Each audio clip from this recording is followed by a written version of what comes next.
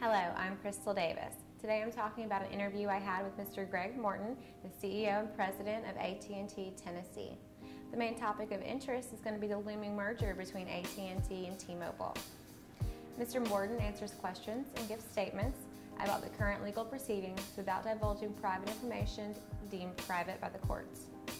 Business secrets are kept intact throughout this interview, and CEO Greg Morton opens up about his excitement of the merger potentially becoming a reality, along with his dismay at the suit filed by the Department of Justice to stop the merger.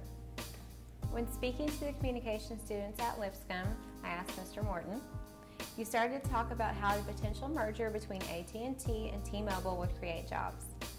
We all know that job scarcity is an issue in the U.S. right now and widely discussed.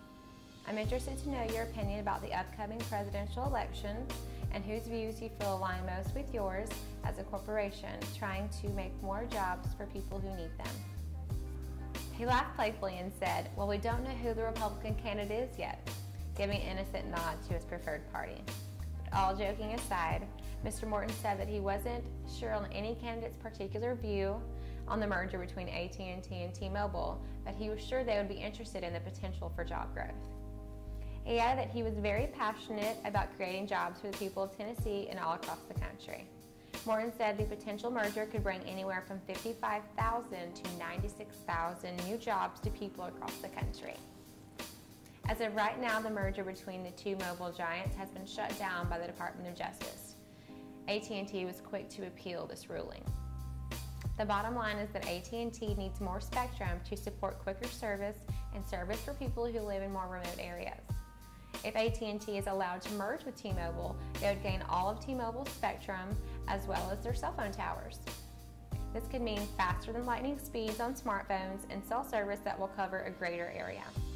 Tennessee alone will be about 95 to 96% covered with working cell service. Morton said that even the most remote areas of Tennessee will be covered with cell service after the merger goes through, excluding the national parks and the high elevations of the Rocky Mountains. After a while of talking about Morton's excitement for the merger, which he firmly believes will be approved, Morton said AT&T already complies to and is regulated by the FTC, the FCC, the Department of Justice, and many others. So why can't they do something that would benefit all? What some people may not know is that T-Mobile is very up to committing to this merger fully. T-Mobile is a European-based corporation that is already wanting to bow out of the United States economy. If the merger is allowed to go through, both parties and customers of AT&T will benefit. 5,000 jobs held by T-Mobile workers will be upheld by AT&T, and all service agreements and pricing agreements will stay the same. The Department of Justice's main fear is that the dynamic of the three dominating cellular corporations, AT&T, Sprint, and Verizon, will be overwhelmed by the power given to AT&T after the merger. If the merger is allowed, AT&T and Verizon will close the field of dominating cellular service off to other carriers, including a present frontrunner, Sprint. The Department of Justice doesn't want this to happen. They want to keep competition live and healthy within the market. Morton explained that if the motion to stop this merger isn't overturned, then the cellular and internet markets will suffer greatly. The alternative to acquiring spectrum is buying lumps of spectrum that are auctioned off by the government. What is so wrong with that, some people may ask? The problem is that the government controls all spectrum, and they auction it off without specific details or terms and conditions attached to said spectrum. Morton jumped in here and said, "The problem here is the unprecedented growth of devices that use airwaves, such as mobile phones and iPads. With this growth and lack of spectrum, call quality will deteriorate, prices will go up, innovations will be stifled, and the internet will slow down." Morton said that we need to look at freeing up some regulation, that we shouldn't have regulations in place that keep companies from facilitating jobs. At the risk of further regulation, the AT&T Network Corporation decided to not take the stimulus money offered. Morton said that this could chill investments if not done in the right way. While the Department of Justice is worried about facilitating less competition, AT&T feels as though they already have a great number of competitors that aren't even mobile corporations.